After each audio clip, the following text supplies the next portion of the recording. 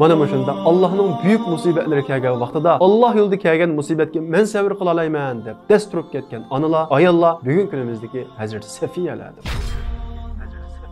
Musulmon ayol qizlari, xonimlari vaqti kelganda, xatar kelganda mana shunday jasorat kelamasa, chungish tutgan qo'li bilan qurol tutamasa, o'zining nomusi, sharafini qo'g'damaydi. Kishi tushunarmi, kishi ko'nglini. Deyishdi balaga emas kuyimchan, orzuyum o'g'limni o'stirmak botir, janglarda shon quchar g'olib qahramon.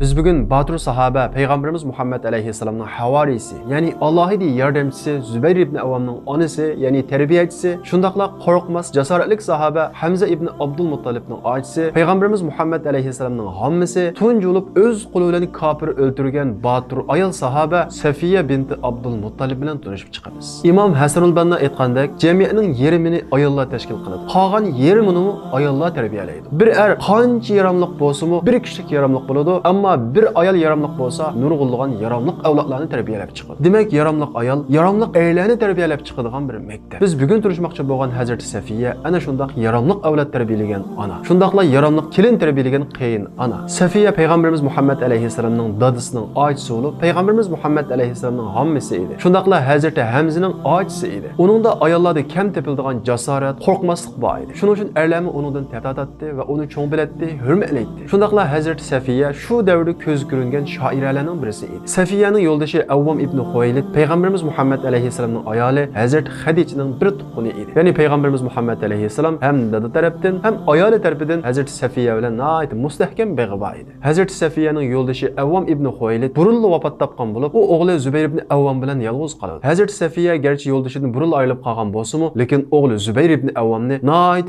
botir, qo'rqmas qilib tarbiyalayman deb kichkidan boshlab ig'ir mashqlarga solib tarbiyalaydi. At mingizidi, o'qiya atqizidi. Hatta ba'zida Zubayr ibn Avvam onasining sağan ig'ir mashqlarga bulanmay yig'lab ketadi, keyniga yenib oladi. Tag'lar uning ichag'irtib, kichik bolam mushunda qiynagan bormi deydi. Lekin Safiya ularning ayblashlarga parvo qilmay, Zubayr ibn Avvamni majburiy holda nayt ig'ir mashqlarga soladi. Xuddi uning Peygamberimiz Muhammed Aleyhisselam'ning havarisi, ya'ni Allohning yordamchisi bo'lganligini biladigan-dekla uni nayt chavandoz qilib yetishtirib chiqadi. Safiya Zubayrga ich og'irtib, uningga malomat qilgan tuqqanlarga ko'ngli ifodalab, tuvandagi she'rni o'qiydi. Kishi tushunarmi, kishi ko'nglini. Deyishdi balaga emas kuyimchan, orzuyum o'g'limni o'stirmak botir, janglarda shon quchar g'olib qahramon. Peygamberimiz Muhammed Aleyhisselam'ga vahiy kelib, keyindilla tuqqanlarini ogohlantirgan degan bu oyat tushgandan keyin Peygamberimiz Muhammed Aleyhisselam jamoatlarining cho'nglarining hammasini bir yerga to'playdi va ularga islomni tafsiliy tushuntiradi. Abu Lahab va bir qancha tuqqanlari Peygamberimiz Muhammed Aleyhisselam'ga qarshi chiqib, norozilik bilan qaytadi. Peygamberimiz Muhammed Aleyhisselam ondan keyin har bir tuqqanlar bilan ayrim ko'rishib, ularga islomni yana takrar tushuntiradi. Şunun qatarida Peygamberimiz Muhammed Aleyhisselam hammasi Safiyaning qishig'iga kelib, "Ey Safiya hamma, men sizni nayt yaxshi ko'raman. Mal dunyorimdan qanchalik so'rasangiz so'rang. Men biray. Lekin siz o'lib qiyomat kuni Allohning oldiga borgan vaqtingizda men payg'ambarligimdan foydalanib, sizga hech qanday foyda yetkazolmayman. Sizni Allohning azobidan qutuldira olmayman. Shuning uchun siz o'zingizni Allohning azobidan qutuldirishingiz kerak. Bu tashlarga, bu butlarga ibodat qilmang. Yolg'iz Allohga ibodat qiling. O'lgandan keyin hisob berasiz" deb islomni tafsiliy tushuntirdi. Safiya qayt o'ylangandan keyin Peygamberimiz Muhammed Aleyhisselam'a tushgan oyatlar uningga ta'sir qiladi. Shundaqla u Muhammad asla yolg'a aytmaydi. U azaldan rasul. Muhammad bundaq cho'ng ishlarda texmi yolg'a aytmaydi deb uning qalbi islomga qanoat tepib iymon aytdi. Shundaqla o'g'li Zubayr ibn Avvam bilan Peygamberimiz Muhammed Aleyhisselam'ga o'lgan qadar agishadiganligiga va uning keyinda turadiganligiga bay'at qilishdi. Darvaqa Safiya iymon etgandan boshlab Peygamberimiz Muhammed Aleyhisselam'ning islom davosiga o'zining hayotini ataydi. Shu Makkadagi qiyinchilik kunlarni Peygamberimiz Muhammed Aleyhisselam bilan birga o'tkazadi. Madinaga hijrat qilish buyrug'i tushgan vaqtida o'zining yashab o'sgan yurtini, nom sharafini, pul mollarining hammasini tashlab Peygamberimiz Muhammed Aleyhisselam bilan birga Madinaga hijrat qiladi. O'g'li bo'lsa Peygamberimiz Muhammed Aleyhisselamni qo'g'dashga, jihad yo'liga, islom yo'liga ataydi. Peygamberimiz Muhammed Aleyhisselam uning o'g'li Zubayr ibn Avvamdagi qahramonlik, fidokorlik, Peygamberimiz Muhammed Aleyhisselamni qo'g'dash yo'lida o'qiya neziga o'zini etishlariga qarab har qanday bir payg'ambarning havarisi, qo'g'duvchisi bo'ladi.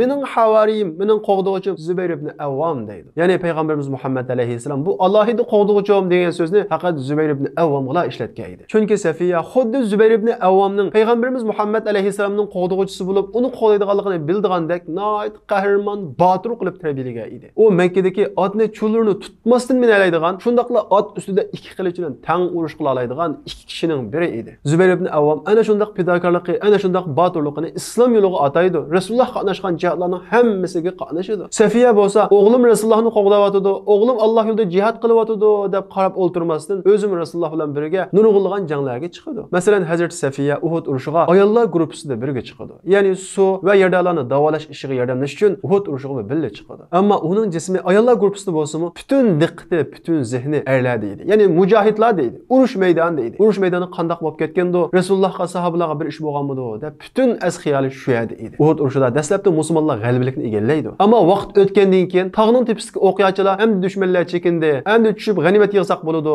deb Rasulullohning buyrug'iga xiloflik qilib, ya'ni o'zicha ijtihod qilib tog'ning ustidan tushidi va g'animat to'plashga boshlaydi. Buni ko'rgan mushriklar endi hujum qiladigan payt keldi. Muhammadning sahobalari endi mol dunyoga dum tushdi deb g'animat to'playotgan sahobalarning keyindan hujum qilib, Uhud urushida musulmonlarni nihoyat ig'ir talafotga uchirib o'tdi. Sahobalar tuyuqsiz kelgan hujumdan nima qilarini bilolmay nihoyat huduqishdi, ba'zilari qochdi. Mushriklar shiddatli hujumni boshlaydi. Payg'ambarimiz Muhammad alayhisalom bo'lsa, bir qancha sahobalar bilan mushriklar bilan nihoyat shiddatli urush qilyotdi. Mushriklar payg'ambarimiz Muhammad alayhisalomning yolg'iz qolganligi va sahobalarning saflarining buzilib ketganligini ko'rib, buni fursat deb bilib payg'ambarimiz Muhammad alayhisalomga shiddatli hujum qilib, Rasululloh sallallohu alayhi va sallamni qo'rshovga olib oldi. Rasulullohning atrofida faqat 10 nechta sahobalar qolgan edi. Ular payg'ambarimiz Muhammad alayhisalomni qo'g'dash yo'lida jon tikib urush qilyotdi. Bu jiddiy holatni ko'rgan Safiya qo'lidagi suv tulumini yerga tashlaydi-da, bir mushrikka etilib berib, uni yerga yiqitib, uning qo'lidagi neyzini qo'liga oladi. Va Rasululloh tarafga qarab, xuddi bolasini chil bo'rlardan qutuldirish uchun etilgan ona yo'lvasdek nihoyat shiddat bilan etilib maqdi. Udul kelgan mushriklarning hammasini o'ltirib tashlaydi. Yana bir tarafdan urush maydonida gangrab qolgan va qichayotgan sahobalar qarab, "Voy holinglarga, Allohning elchisini tashlab qochamsizlar?" deb ularga to'laydi,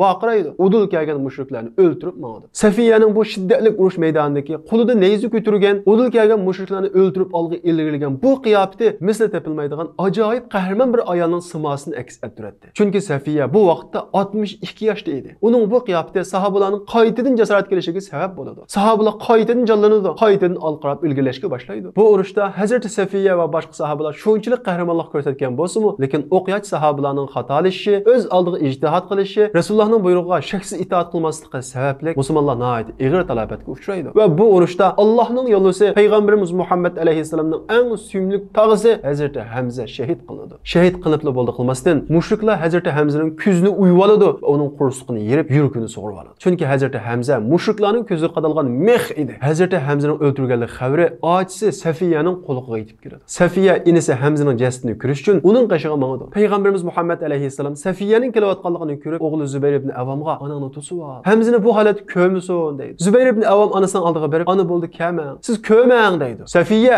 chatga o't degunicha Zubayr ibn Avvomning maydasini ittirib o'tib Hamzaning qashig'iga kiradi. Va Hamzaning yuragi sug'urib olingan, qursuqi yerilgan, ko'zi uyib olingan nihoyat bijar holatini ko'rib, uning Makkada o'qyoni esib, tog'larda yirtqich hayvonlarni ovlagan nihoyat botir qiyofatini esiga oladi. Va "Ey Alloh, Hamza sening yo'lingda shahid bo'ldi. Men sening hukmingga rozi. Uning shahodatini qabul qilgan. Alloh bilan qasamki, men sabr qila olmayman" degunicha o'rnidan dast turib ketadi. Mana bu shunda Allohning buyuk musibatlari kelgan vaqtida Alloh yo'lida kelgan musibatga men sabr qila olmayman deb dast turib ketgan onalar, ayollar bugun kunimizdagi Hazrat Safiyalardir. Xandak urushida 10 ming kishilik tajovuzchi qo'shin Madinaga hujum qilib, islomni yer yuzidan yo'qotmoqchi bo'ldi. Va ular qo'shinni boshlab Madinaga yetib keldi. Payg'ambarimiz Muhammad alayhisalom bo'lsa, sahobalarni safarbar qilib, Madinaning kirish ig'izining hammasiga xandak qo'lga edi. Shundaqla payg'ambarimiz Muhammad alayhisalom Madinaning ichki muqimligini ishga oshirish uchun Madinaning ichidagi yahudiylar bilan sirtdan kelgan dushmanga har qanday shaklda yordam qilmaysizlar, ular bilan aloqa qilmaysizlar deb ulardan ahdi olgan edi. Tajovuzchi qo'shin Madinaga yetib kelgandan keyin u xandakni ko'rib, uningdan o'tolmaydi. Bir qancha kun o'tadi. Ularning yemekliklari tugashga boshlaydi. Ular ahvolimiz chatoq. Bunda holatga kelsak mag'lub bo'lamiz. Shunga Madinaning ichidagi yahudiylar xat avatayli, ular bilan hamkorlashayli. Ular bizga ichki tarafdan moslashsin deb yahudiylar bilan aloqa qiladi. Yahudiylar bo'lsa payg'ambarimiz Muhammad alayhisalomga bergan ahdisiga xiyonat qilib, u tajovuzchi qo'shin bilan hamkorlashadi, ularga yordam beradi. Hatto payg'ambarimiz Muhammad alayhisalom va sahobalarning ayollariga, ya'ni Madinaning ichida qoldirib ketgan sahobalarning ayollariga hujum qilmoqchi bo'ladi. Ular niyatlarini buzib, bir jasusni avatadi. Muhammad va uning hamrohlari o'zining ayol bola-vaqalarini qo'g'dash uchun qanchalik askar qoldirib qo'ydi, qanday hujum qilsak bo'ladi, buni kuzatib kel deb u jasusni avatadi. Tajovuz qo'shinning soni nihoyat ko'p bo'lg'achqa payg'ambarimiz Muhammad alayhissalom bu urushga sahobalarning hammasini Xandaqning qishiga to'plagan edi. Ayol bola chaqalar qaraydigan bo'lsa, hech qanday sahobalar yo'q edi. Faqat yoshda cho'ngib qolgan Hassan ibn Sabitlar bor edi. Ya'ni ahvol nihoyat xatarlik edi. Bu jasus Yahudi Rasululloh va sahobalar ayollarni urlashtirib qo'ygan sepining atrofiga kelib kuzatishga boshlaydi. Nerede aciz nokta var? Nereden hücum qilsak bo'ladi deb eng aciz noktalarni kuzatishga boshlaydi. Bu vaqtda payg'ambarimiz Muhammad alayhissalomning botir hammasi Safiya sepining temining ustiga chiqib, nihoyat endişe bilan Yahudilar bizga xiyonat qilib salamo, bizga hücum qilib salamo deb kuzatayotgan edi. Hazrat Safiya jasus Yahudini ko'rgandan keyin ahvolning naqadar xatarlik ekanligini tunib yetdi. Va Hassan ibn Sabitga darhol berib, "O Yahudini o'ltirib, agar bizning qo'g'dug'uchisiz, himoyachisiz ekanligimizni bilib qolsa, Yahudilar bizga bostirib keladi. Sahobalar buni bilsa, bizni qo'g'dash uchun bu yerga keladi-da, mudofaa ojizlashib ketadi. Shunga sen darhol berib, u Yahudini o'ltirib deydi." Hassan ibn Sabit yoshda cho'ngib qolgan, shundaqla qonni ko'rsa, ko'ngli ilishadigan kishi edi. Uning shu tarafida ojizlik bor edi, lekin Alloh taolo har bir odamga qobiliyatni o'xshash bermagandek tili qilishdan o'tkir edi. Lekin hozir tilning emas, qilishning vaqti edi. Shuning uchun Hassan ibn Sabit bunga jur'at qilolmaydi. Safiya qo'liga bir tal temir kaltakni oladi va sepining eshigini azroq ochib qo'ydi. Haliqi jasus Yahudi sepining atrofini aylanib kelib, eshikning azroq ochilganligini ko'rib, ishni bir ko'rib boqay deb kallasini ichiga tiqmoqchi bo'ldi. Hazrat Safiya bo'lsa, eshikning keyinda temir kaltakni ko'tarib turdi. Yahudi kallasi shundoq tiqidi. Hazrat Safiya temir kaltak bilan jasusning kallasi